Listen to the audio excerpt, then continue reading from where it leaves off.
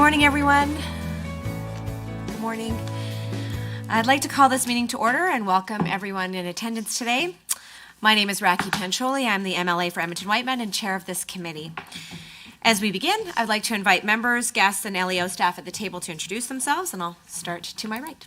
Garth Rosal, MLA, Vermilion, Lloydminster, Wainwright. Chestermere Strathmore, MLA, Chantal DeYoung. Brandon Lunty, Leduc Beaumont. Jennifer Johnson, Lacombe Panoka.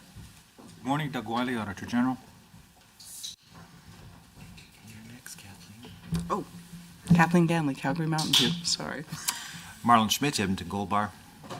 Abdulaziz Bergui, Research Officer. Christina Williamson, Research Officer. Good morning, Nancy Robert, Clerk of Journals and Committees. Warren Huffman, Committee Clerk. Thank you very much. I'll now ask those joining via teleconference and video conference to introduce themselves as I call your names. MLA Lovely. Good morning, everyone. MLA Jackie Lovely, Camrose constituency. Thank you. And MLA Armstrong Hominick. Good morning, everyone. Jackie Armstrong Hominick, MLA for Saskatchewan Vegreville. Thank you. And I note another member has just joined at the table. I'll ask him to introduce himself. Miles McDougall, MLA Calgary Fish Creek. Thank you. And I don't believe there's any substitutions noted for today. We have a few housekeeping items to address before we turn to the business at hand. Please note that the microphones are operated by Hansard staff. Committee proceedings are live streamed on the internet and broadcast on Alberta Assembly TV. The audio and video stream and transcripts of meetings can be accessed via the Legislative Assembly website. Those participating by video conference are encouraged to please turn on your camera while speaking and mute your microphone when not speaking. Members participating virtually who wish to be placed on a speakers list are asked to message the committee clerk, and those in the room should signal the chair or the committee clerk. Please set your cell phones and other devices to silent for the duration of the meeting. I do want to note another member has joined, so I'll ask him to introduce himself. Sharif Haji, MLA from Edmonton Decor. Very much. So a draft agenda for today's meeting was made available to all members. Does anyone have any changes or additions to the draft agenda? If not, would someone like to move a motion to approve the agenda? I see MLA Haji. Okay, does he need to read that? It doesn't matter. As long as I think it's pretty standard that we're moving the agenda. Okay, any discussion on the motion? All in favor? Aye. Any opposed? Okay, thank you. That motion is carried. Or on video conference? Is that the way we're doing it now? Yeah. All in favor on video conference? In favor. In favor. Thank you. That motion is carried. Okay, the minutes from our last meeting from November 21st were posted on the committee's internal website. Do members have any errors or omissions to note from those minutes? Okay, seeing none, would anybody like to move a motion to approve the minutes? Anybody? Thank you, MLA Rosewell. So moved by MLA Rosewell. Any discussion on the motion? All in favor in the room? Any opposed? Via video conference, and all in favor? Favor. In favor. Okay, any opposed? Thank you, that motion is carried. Right, honorable members, the subcommittee on committee business met on November 23rd and 30th to discuss and make recommendations for a list of ministries and their related agencies, boards, and commissions that the committee may want to call to appear to respond to questions related to their annual reports and reports of the Auditor General. The subcommittee has also proposed caucus speaking time allotments that the committee may want to adopt. The report on those recommendations was made available to the committee on the internal website. I would note that these are just recommendations coming from the subcommittee, and the committee may move motions based on these recommendations in whole or in part, or it may make another decision altogether. However, it would be best that the decision on these items be made today so we can move forward. So let's begin with the schedule and invitees. And again, that was part of the subcommittee report that was available on the internal website.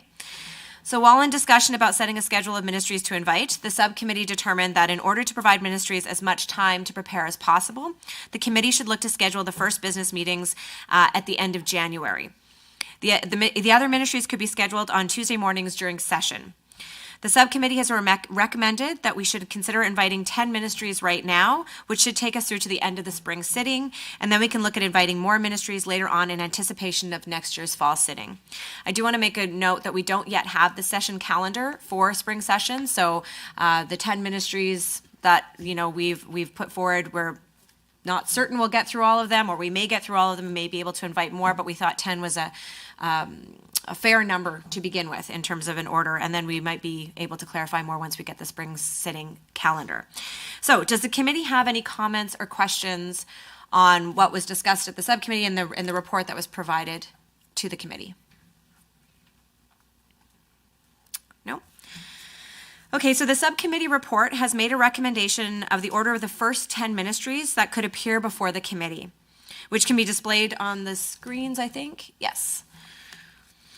So I would now welcome some discussion about creating a schedule and then a motion to set a schedule. So this is, again, the order of the ministries that we have discussed or recommended from the subcommittee. Is there any discussion, or would anybody like to move this motion? Oh, I see MLA Schmidt. I'll move the motion. Okay. Do you want to read it into the record, please? I move that the Standing Committee on Public Accounts invite the following ministries and agencies, boards and commissions to appear before the committee to respond to questions regarding the relevant ministry annual reports and the reports of the Auditor General. 1, Health and Alberta Health Services. 2, Energy and Minerals with the Alberta Energy Regulator. 3, Environment and Protected Areas. 4, Education. 5, Seniors, Community and Social Services. 6, Treasury Board and Finance. 7, Mental Health and Addiction. 8, Public Safety and Emergency Services. 9, Affordability and Utilities. And 10, Children and Family Services. Thank you, MLA Schmidt. Is there any discussion on this motion? Okay, seeing none, I will call the question on the motion. All in favor in the room? Aye. Any opposed? I'll go to the video conference now. All in favor of the motion?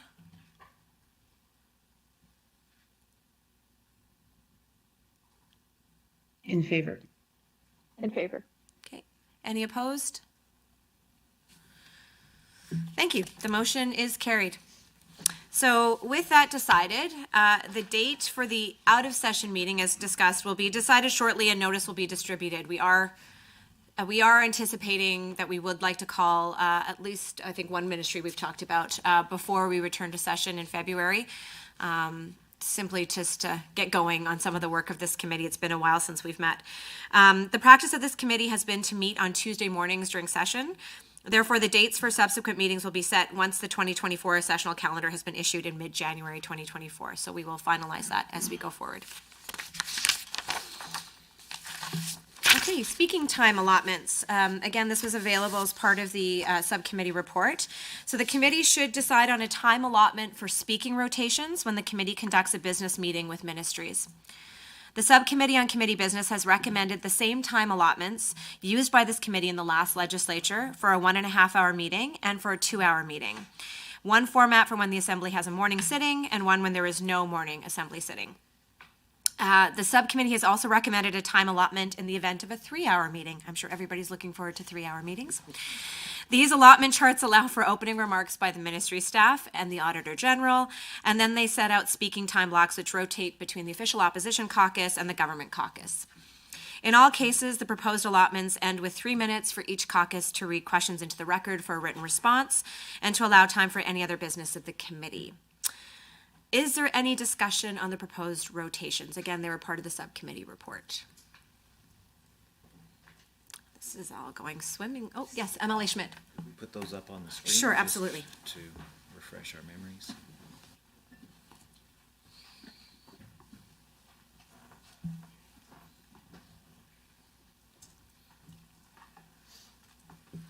So I believe this first one is for the 1.5-hour meeting block. So this is when we are having a morning sitting. And, Go to the next one. sure, any questions on that? So official opposition and government begin with a 10-minute block each, actually two rotations of 10-minute blocks, and then we move into 5-minute blocks back and forth. Sorry. Oh, MLA Ganley. Yeah, sorry, I just had a question probably for the clerks. Is the speaking rotation, like, has it historically been constant, or does it vary with the composition of the legislature? So these rotations were accepted pretty early on in last legislature. I don't know if they were right at the start or if maybe they were maybe the second session in, but they were accepted and used for most of the last legislature. And halfway through the prior legislature as well, I'm learning. So sounds like they've been pretty consistent. Thanks. MLA Schmidt? Sorry, can you confirm that the second rotation is 10-minute blocks and then the third rotation is 5-minute blocks? That doesn't really ring, that, I don't know. That doesn't seem to... Nancy? Sorry, Mrs. Robert? Thanks, Madam Chair. I think if we look at a 2-hour meeting rotation with morning sittings, that's probably what you're more used to.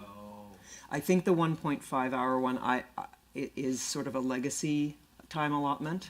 We've had it approved for a while, but I would think that what you're used to from the last legislature would have been something like this. Does that look more familiar? That looks more familiar. Thank you. And of course, to note that the rotations continue until we run out of time, right? So if for some reason a rotation ended early, you would go, you'd go back to a 9-minute block until you run out of time to get to the 3 minutes at the end for each caucus to read questions into the record. Just in event somebody cuts their rotation short. So this is for the, what we're seeing on the screen now is for the 2-hour meeting, which is when with a morning sitting as well, yeah. And then the last one, which we've created, which is just creating, that's a 2-hour meeting without a morning sitting. So this is probably the one that we've actually, having sat on this committee before, we did the most, actually, I'd say. And then we created a 3-hour rotation as well, which was just adding an extra block. So, yes, Emily Schmidt. So I see that we have a 3-hour hypothetical rotation. Under what circumstances would the committee consider holding a 3-hour meeting? I think it was anticipated if there was any possibility where it was going to be a complex, or we were having more agencies, or we're having, if we're having a ministry and an agency, that was a possibility. And that would actually be for discussion. I don't see that happening in session. It's more maybe an out-of-session one where we're adding a board or agency or something like that. So will that be set, like when we come up with the schedule then, or? So when the chair calls the scheduling, yeah, that will be when that will be set. It's just there just in case we need it. Any other discussion on the rotations?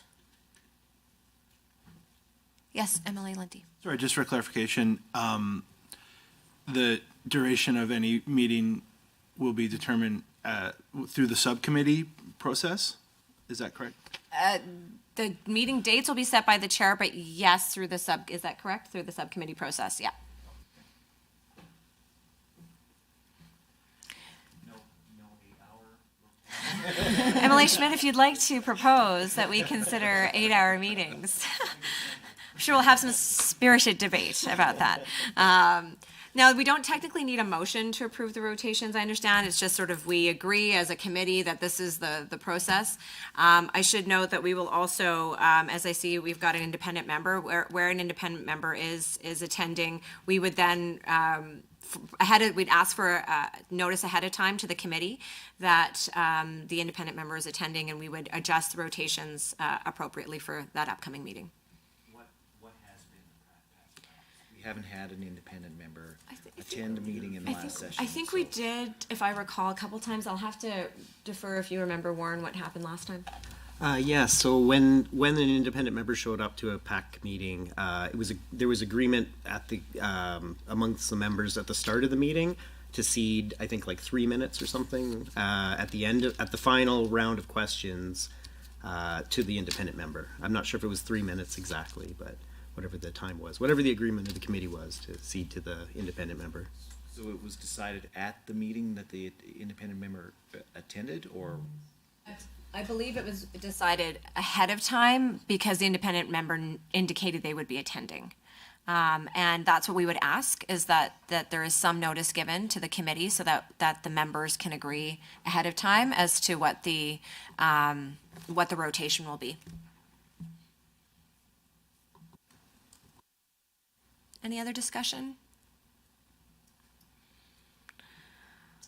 So I don't know if, are there any objections to adopting these time allocations and these speaking rotations?